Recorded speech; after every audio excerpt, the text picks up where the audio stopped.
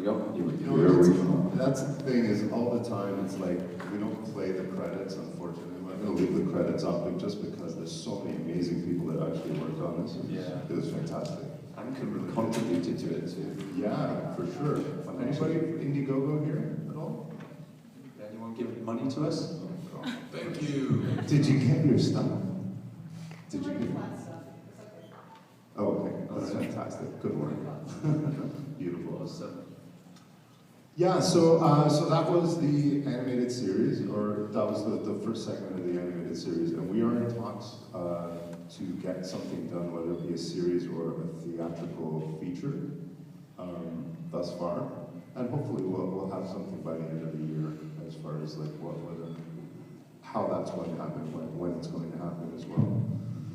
A big thing as well that we kind of wanted to announce is that we shopped around the comic book for the Captain Canuck comic book that we're going to be putting out, which is done by Kalman Andrzejowski and a few amazing talents as well.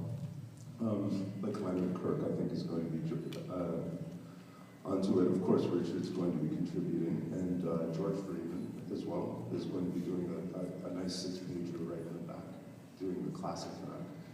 And the neat thing is that we kind of shopped it around to like IDW and Dark Horse and didn't really like what we got back, and kind of decided to make a go of it ourselves. So we're starting Chapter House, the Chapter House Comics group up in May, and I'm really happy to announce that we've been accepted by Diamond Previews, and we're going to be a part of Free Comic Book Day coming on May 3rd as well. So they're going to be a nice 80,000 issues spread out throughout North America, throughout the States and Canada, which is great, and a bit into Europe as well, which is amazing. And then right after that, May 22nd, we're going to be putting up the first issue of the monthly after that. So we'll start with number 0 in the beginning of May. May 22nd is the first issue, which is quite great. And also, were you clear? I was clear on that, Fatty. Just sorry, I don't mean to correct you, but the Free Comic Book Day edition comes out on May the 2nd. And is it May the 4th? Like May the 4th be with you? It's the first Saturday in May every year. And it's May the 2nd, isn't it? I believe so. Yeah, I'm sure it is. May the 2nd. May the 2nd. May the 2nd. Yeah. May the 2nd be with you. That works. And is that one, are we calling that one 0? I don't know. I don't think that's decided yet, folks. -1 at least. But the new series starts about 2 weeks after the May 2nd. Has there ever been a .5 out there in comic book history? It's kind of new history.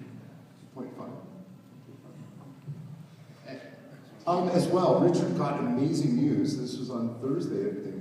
Evelyn and his wife called him. Richard, do you want to?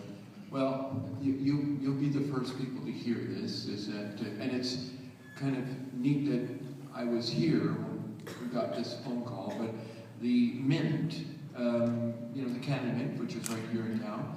But I don't know if you're aware of this. All the designing and all the decisions are made in Ottawa. But I got an email and a phone call from somebody, I don't know this person, but and they're interested in doing a Captain Canuck coin. Woo!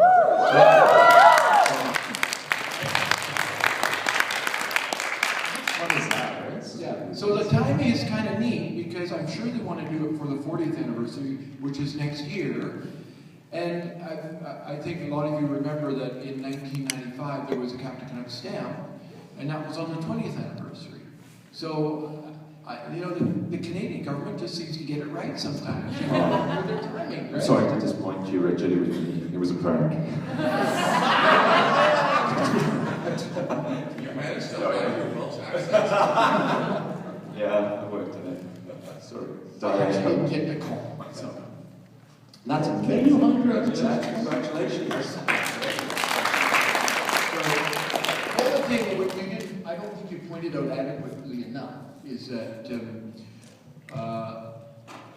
IDW did publish some hardcovers, and they did that trade paperback, which is in a second print run now. And you know, IDW's been okay, and that's one of the reasons we approached them about maybe publishing through them rather than doing. I've never. The only other publishing I've done of Captain Canuck is through IDW. And of course that Unholy War series was you know, a licensed operation. Anybody familiar with the Unholy War series? Yeah. Well, of course you better be. Well, stand up. Come up here, bud. Come up here. This costume. It was a very limited 4-issue run. In, I think it was 2004, two fellows from Manitoba, Riel and his brother Drew, what's their last name? Langlois. Thank you. They had approached me, they wanted to license Captain Canuck to do a limited series, and they did what we referred to as a West Coast Captain Canuck. And his name was David Semple. And there's a history to that name too, David Semple, by the way. David Semple was a real person, a young man in Toronto. You know the story? Well, you would. David Semple was a photography student in Toronto, and these guys were beating on this woman, and it was a child nearby. He ran down there to try and help them, and he was stabbed to death for his efforts. And, you know, so in 1993, when I did the Captain Canuck Reborn series, I was looking for an imprint name. And so I called it Semple Comics in honor of this young man. And so in honor of this young man who basically gave his life, they called the character. His name was David Semple, and he was a Mountie who decided that he would take on the name Captain Canuck to fight crime without the due process that kind of hampers of Mounties in time. So, and they did a great job. The real Captain Canuck comes into the story as the series goes on, but they did a great job of it. And like I said, it was only 4 issues, and it was done through Diamond. They did okay with it, but it wasn't huge print runs. I think it was like, you know, I'm guessing around 4,000 copies per issue, something like that. I picked it up at Comic-Con 2006. The colorist lived here, so it was on her table. Laurie Smith. Laurie Smith, George Raymond's wife. Yeah. Great. What? Sorry. Introduce yourself while you're up here for everybody to. My name is Tim Webster, not David Semple. Yeah. But when I picked up on Holy War, I just thought that was great. Love the costume, love the concept, love the fact that they tied off a Captain Canuck's 20-year time strand, where they left him in the 80s since 1984, and they tied it off and looped it up and brought it all together. And, I found the character to be really inspiring. Yeah. He's just a guy. Yeah. Thank you. I would suggest a picture of it. The ending of that was actually the last issue was What's that? the last issue of that was fantastic. Oh yeah. That was really Yeah. good. The art got better and better, and the writing was good all the way through.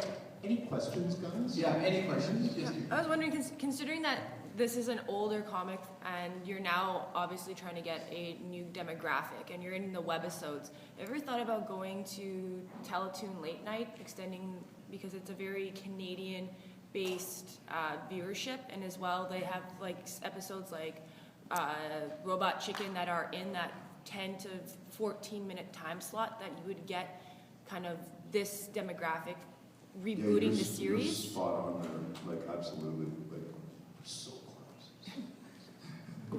That sounds really good. We can't really say exactly, but that's the perfect sort of get for Canuck, the Teletoon later.